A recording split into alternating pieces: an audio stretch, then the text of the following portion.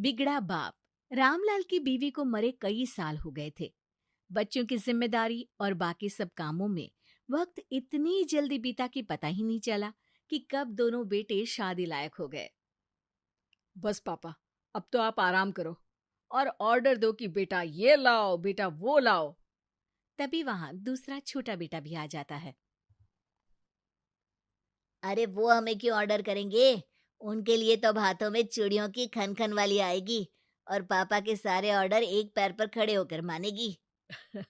हाँ यार, भाई तू सही बोल रहा है। अब शादी का तो सोचना ही पड़ेगा।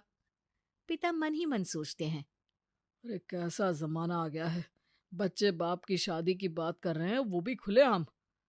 रामलाल वहां से बिना कुछ कहे चला जाता है। उनके जाने के बाद देखिए कोई लड़की। अब हम लोगों की माँ या बहन तो है नहीं जो हम लोगों के लिए लड़की देखेगी। और पापा को भी शादी में कोई इंटरेस्ट नहीं है। हाँ और क्या, वरना खुद की सही समय पर नहीं कर लेते।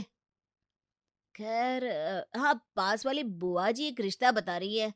लड़कियां बता रही थी हूर की परी जैसी सुंदर है। अरे ऐसी बात है तो फिर देर किस बात की।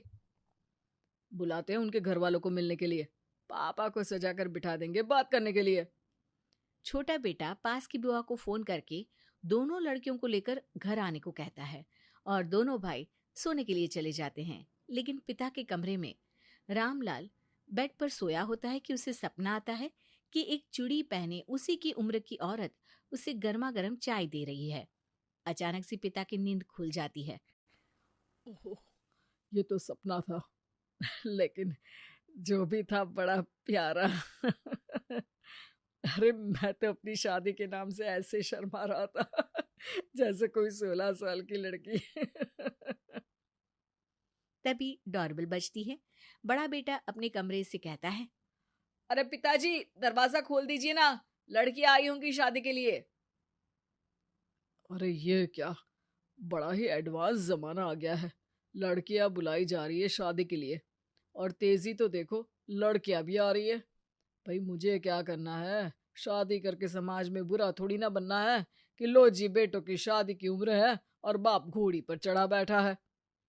बड़बड़ाता हुआ रामलाल जैसे ही दरवाजा खोलता है उसके सामने उसका अमेरिका वाला दोस्त घनश्याम खड़ा होता है और उसके साथ खड़ी होती है उसी की उम्र की एक गोरी मैम। ओ मेरे दोस्त रामलाल, कैसा है तू? हेलो रामलाल, कैसी हैं आप? ओ आई एम फाइन, थैंक्स। फिर दोस्त की तरफ देखता है। अरे कौन है ये? भाभी के जाने के बाद तो पूरे 20 साल बाद मिल रहा हूं मैं तुझसे। हाँ यार, मंजू के जाने के बाद मैं बच्चों को पालने पोसने में ही लग गया था। बच्चे विदेश बस गए तो वहां उन लोगों के कहने पर ही मैंने इनसे शादी की। भाभी है ये तेरी। अरे कैसी बात कर रहा है? किसी ने कुछ कहा नहीं? शर्म नहीं आई तुझे? अरे नहीं यार, वहां तो ये आम बात है। मेरी तो दूसरी ही है। तेरी अमेरिकन भाभी की तो ये चौथी शादी है। तभी अमेरिकन बीच में बोल पड़ती है। सॉरी टू करेक्ट यू, चौथी नहीं, मेरी सातवीं शादी है। अरे यार, बच्चे तो मेरे भी शादी के लिए कह रहे हैं, लेकिन तुझे तो पता है ना, भारत है, यहाँ का कल्चर थोड़ा अलग है। समाज क्या कहेगा यार? देख दोस्त, समाज का तो ऐसा है कि ना तुझे देखकर खुश है और दुखी देखकर तो कोई कुछ कहता ही नहीं कि कहीं मदद के नाम पर कुछ मांग ना ले तू। समझा ना? वही कर जिसमें तुझे खुशी मिले। कल को मर जाएगा तो यही सोचता रहेगा कि जिंदगी मिली थी, जी ही लेता। दोस्त वहां से चला जाता है लेकिन रामलाल के मन का सारा डाउट क्लियर कर देता है। अब तो रामलाल को दोस्त की बात अच्छे से जच जाती है। बताओ तो, क्या शानदार बीवी लेकर घूम रहा था। और फिर अच्छा ही तो है। बच्चे अपनी जिंदगी में व्यस्त हो जाएंगे तो मुझे कौन पूछेगा। ठीक है, आने दो लड़कियों को। एक को चुनना है, चुन लूंगा। तभी छोटा बेटा आ जाता है। अरे पापा कौन था? और लड़कियां कहाँ गई? अरे बेटा, तुम लोगों को तो ज्यादा जल्दी पड़ी है, जैसे कि वो लड़कियां तुमको। वो बोलने ही वाला होता है कि बड़ा बेटा बोल पड़ता है। अरे पापा, उन लोगों का फोन आ गया है, थोड़ी देर में पहुंचते ही होंगी। आप कपड़े बदल कर हैंडसम बनकर बैठ जाइए ना। रामलाल शर्मा कर अंदर जाता है और सुंदर सी शेरवानी पहन लेता है। खुद को शीशे में देखकर कहता है, शेरवानी ही पहन लेता हूँ। क्या पता आज ही बात समझ आ जाती है तो रोका सेरेमनी भी कर लूंगा। अब तो बस झट मंगनी पट ब्याह ही हो जाए। तभी घर में सुंदर सी अधेड़ उम्र की महिला अपनी 2 बेटियों के साथ आती है। रामलाल महिला को देखता ही रह जाता है। हे भगवान, इतनी सुंदर महिला तो मैंने अपनी बीवी के बाद किसी को ना देखा था। दोनों लड़कियां रामलाल को नमस्ते करती है। अरे, ये दोनों तो मेरी बेटी की उम्र की है। मुझे तो ये बीच वाली ही पसंद है, फाइनल कर देता हूँ। वो सोच ही रहा होता है कि उसके कान में आवाज आती है, जी मैंने कहा नमस्ते। हाँ, जी जी। अरे बहुत बहुत नमस्ते, बैठिए बैठिए। वैसे आप दोनों बच्चियां घर जा सकती है, मैं बात आज ही फाइनल कर दूंगा इनके साथ। महिला हैरान रह जाती है। हाँ हाँ, फाइनल ही करने तो मैं भी आई हूँ, लेकिन पहले कुछ बताइए तो लड़की के बारे में। हाँ हाँ, जरूर।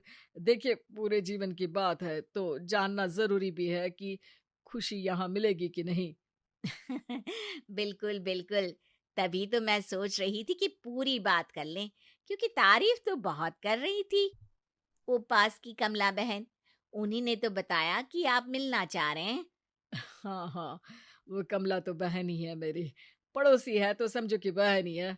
वैसे दिख ही गया होगा कि पूरे मोहल्ले में सबसे बड़ा मकान हमारा ही है। समझ लीजिए कि एक एक ईंट को अपने इन्हीं हाथों से रखा है मैंने। ये तो बड़ी अच्छी बात है। मकान अपना हो तो जीवन का एक बहुत बड़ा टेंशन कम हो जाता है। हाँ, जी जी जी। बाकी पेंशन है तो समझ लीजिए खाना, घूमने के साथ दवा और घूमने फिरने के पैसे निकल जाते हैं। अरे वाह, ये तो बहुत ही अच्छा है कि आप किसी पर डिपेंडेंट नहीं है। सब अपना कमाए अपना खाए, कोई जिम्मेदारी बच्चों पर नहीं है। अरे नहीं नहीं नहीं, बिल्कुल जी, कोई जिम्मेदारी नहीं है। उल्टा उन लोगों को सुबह की चाय से लेकर नाश्ता खाना सब मैं ही बनाता हूँ। अरे अरे अरे, आप तो थक ही जाते होंगे, लेकिन एक बार कदम घर में पड़ेंगे ना, तो सबसे पहले आपको किचन से छुटकारा मिल जाएगा। इसकी जिम्मेदारी मैं लेती हूँ जी, चाहे तो लिखवा कर ले लो। बस क्या था। रामलाल लपक कर उस औरत का हाथ पकड़ लेता है। अरे नहीं नहीं नहीं नहीं, मुझे विश्वास है। देखिए, मुझे आपसे शादी करना मंजूर है। बस जल्दी से मेरी बीवी बनकर घर को और मुझे संभाल लो। अब क्या था। इतना सुनते ही महिला जोर जोर से चिल्लाने लगती है, अरे पागल हो गए हो क्या? अरे ये बुढ़ा सठिया गया है। अरे बेटों की शादी की उम्र में खुद को शौक आया है शादी का। तभी रामलाल के दोनों बेटे बाहर निकल कर आ जाते हैं। अरे क्या हुआ आंटी जी? अरे क्या हुआ? मुझसे नहीं, अपने बाप से पूछो कि क्या हुआ। मुझसे शादी करना चाहता है तुम्हारा पापा। ओए बेटा, ये मामला पापा और शादी। लगता है आंटी से प्यार हो गया है पापा को। अरे चुप कर निकम्मे। ये बता, इन लोगों को मुझसे शादी करने के लिए तूने ही बुलाया था ना? अरे पापा, शादी के लिए तो बुलाया था, लेकिन आपकी नहीं, हम दोनों की। ये जो प्यारी प्यारी फूल कुमारियां है ना, ये आंटी उनकी माँ है और इन दोनों के लिए हम दोनों का हाथ मांगने आई थी। ओह, तो बताना तो चाहिए था ना। कंफ्यूजन हो गया। अब खड़ी क्यों है? बैठिए ना। लेकिन महिला का तो पारा 7वें आसमान में था। बैठे मेरी जूती, नहीं करनी मुझे ऐसे घर में अपनी बेटियों की शादी। चलो बच्चियों। ये बोलकर महिला चली जाती है और रामलाल और उसके बेटे सर पकड़कर बैठ जाते हैं।